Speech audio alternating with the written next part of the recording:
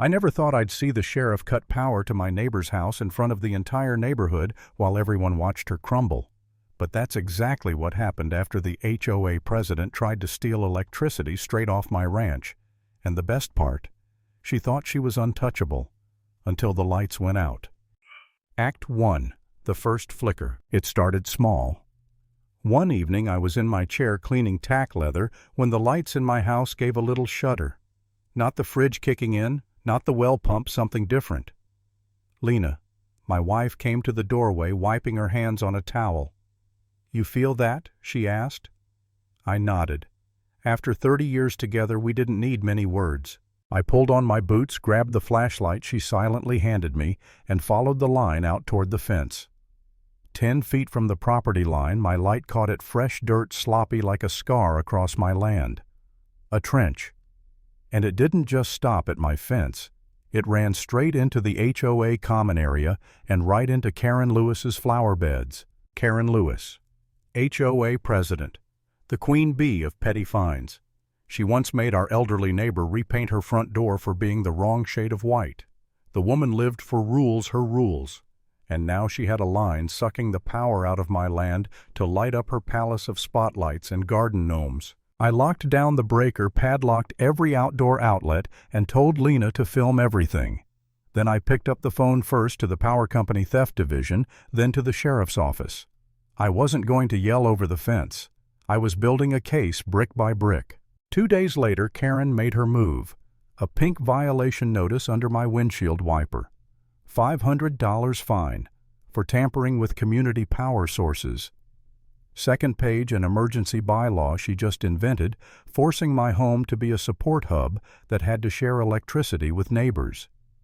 Translation: keep your locks off, Ben, and let me keep stealing from you.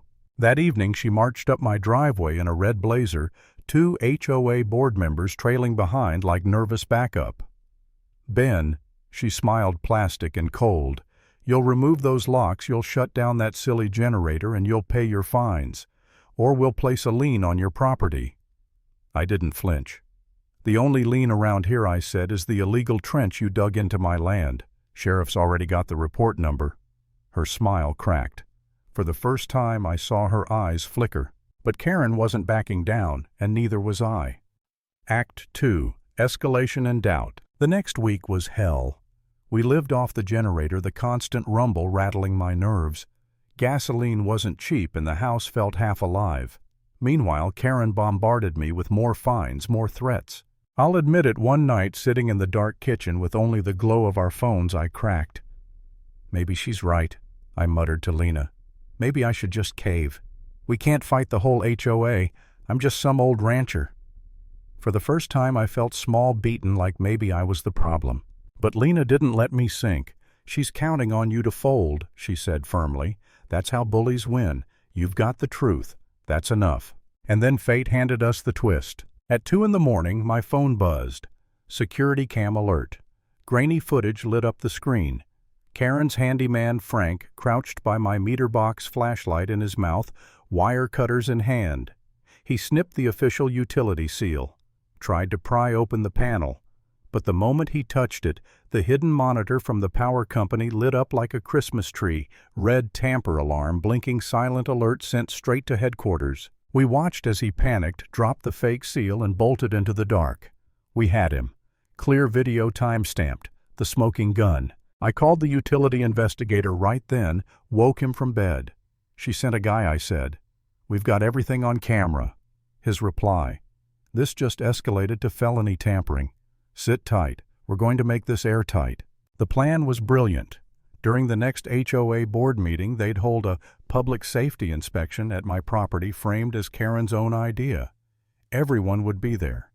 And when that panel opened in front of the entire neighborhood, the truth would spill out. Act 3. The Fall of the Queen. The day of the inspection felt like waiting for a storm.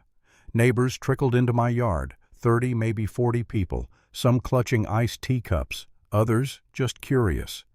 These were folks Karen had bullied for years, fines for bird feeders, chalk drawings, garden hoses. They were tired, but they were watching.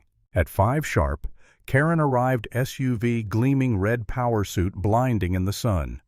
She beamed at the crowd like it was her victory parade. "Thank you all for supporting this community safety initiative," she chirped. The county inspector stepped forward, tools in hand. "Mr. Morrison," he asked, "with your permission, may I open the panel?" "You have my permission," I said loud enough for the crowd. "Let's all see what's inside." Karen smirked, waiting for him to scold me about padlocks.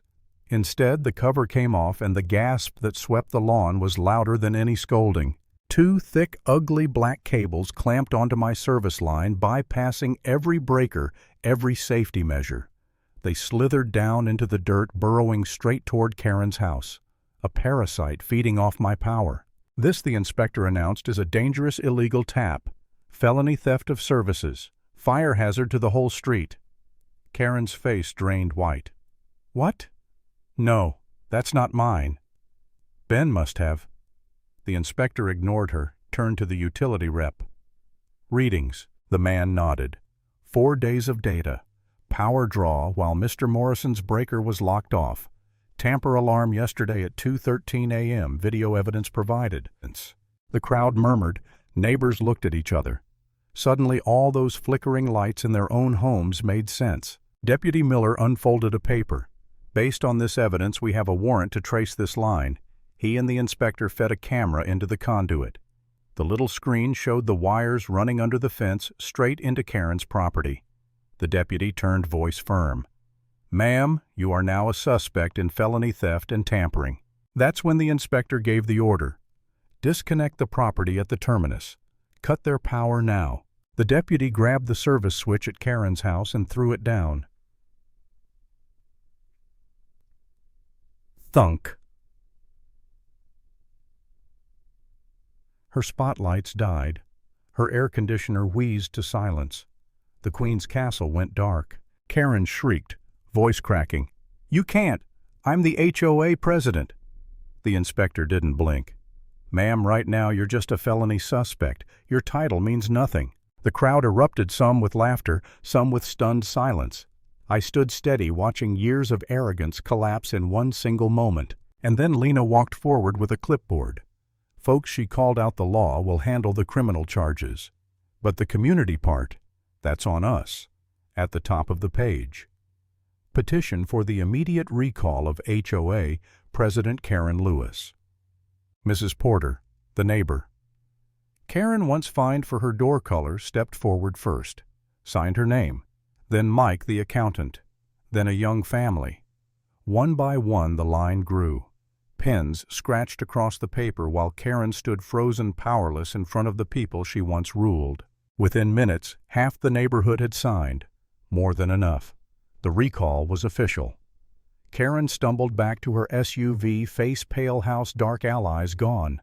She didn't look at anyone. She just drove away. That was the last time I saw her as president. Closing line. Power doesn't come from titles or threats. It comes from truth proof and people who finally stop being afraid.